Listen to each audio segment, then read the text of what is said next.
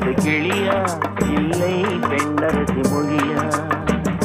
பேசுவது கிளியா இல்லை பெண்ணரசி மொழியா?